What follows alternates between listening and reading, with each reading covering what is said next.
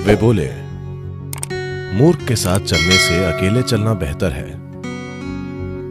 आप चाहें तो आज शाम ही होशपूर्वक विकास कर सकते हैं। इंसान के विकास की कोई सीमा नहीं है।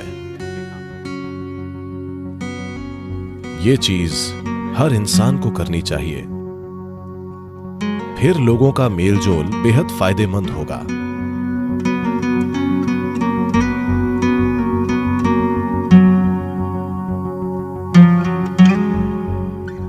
जब गौतम बुद्ध से पूछा गया,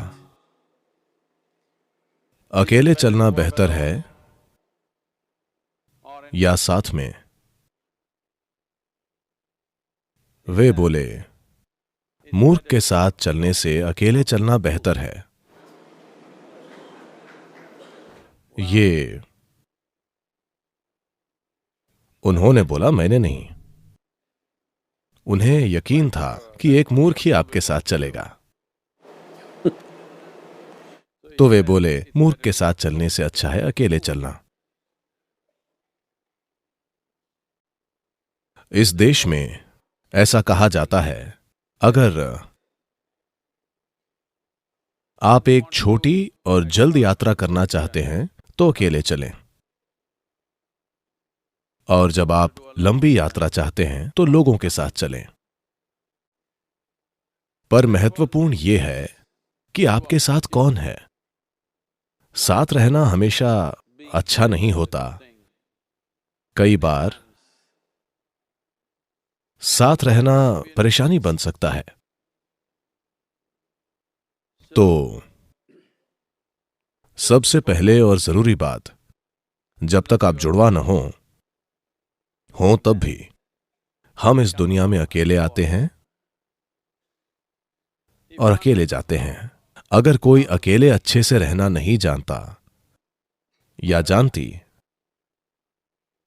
तो साथ रहना परेशानी हो सकता है। हमें मनुष्य कहा जाता है। मनुष्य के अलावा हर दूसरा प्राणी अपने काम की वजह से वैसा प्राणी कहलाता है, पर मनुष्य बस हो सकते हैं। यह इंसान का अनूठा गुण है कि हम बस हो सकते हैं। मतलब यह कि हमें आदतों से मजबूर चीजें नहीं करनी पड़ती। हमारे काम सचेत और समझदार हैं। पर आमतौर पर जब लोग इकट्ठे होते हैं, आमतौर पर वे आदतों से मजबूर होकर चीजें करते हैं। यह एक संघ हो सकता है जहां उद्देश्य होता है, या एक गैंग हो सकता है जहां मकसद होता है, या भीड़ जो आदतों के हिसाब से चलती है। तो मूल रूप से मनुष्य होना यानी हम खुद में इतने विकसित हो गए हैं कि अगर हम चाहें तो बस यूं ही बैठ सकते हैं, बस हो सकते हैं। हम सोच सकते हैं कि क्या करना चाहिए और क्या नहीं। यह बिल्कुल व्यक्तिगत है। जब लोग जुड़ते हैं तो हम शब्द का प्रयोग होता है, पर फिर भी यह व्यक्तियों को जुड़ना पड़ता है। एक व्यक्ति यानी अब आपके और टुकड़े नहीं हो सकते, यानी आप बस एक हैं। लोग खुद को अपने ही अंदर बांटने के कई तरीके खोजते हैं। भारत की 10,000 साल की संस्कृति ने खुद को अपने ही अंदर बांटने के कई शब्द खोजे हैं। लोगों के लिए आत्मा, परमात्मा, अहंकार, इन चीजों की बातें करना बहुत आम है। पर हर संस्कृति में ऐसे अलग तरीके होते हैं। जब चीजें अच्छे से नहीं चलती हैं, अगर चीजें अच्छी होंगी और आप लोगों से पूछेंगे तो वो कहेंगे, हां मैंने किया। जब चीजें गलत होती हैं, जब गलतियां होती हैं, तो लोग किसी पर दोष डालते हैं, कोई नहीं मिलता तो वो तो है ही।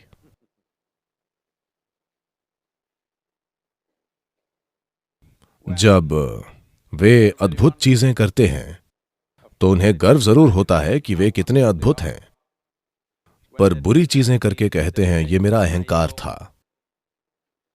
दोष हमेशा अहंकार पर डाला जाता है। तो व्यक्ति यानी अद्भुत काम भी मेरे हैं और बुरे काम भी। क्या आप लोग 24 घंटे अद्भुत होते हैं? हेलो, क्या आप हमेशा अद्भुत होते हैं? नहीं नहीं, कभी अद्भुत, कभी बुरे, कभी सुंदर तो कभी बदसूरत। ठीक है,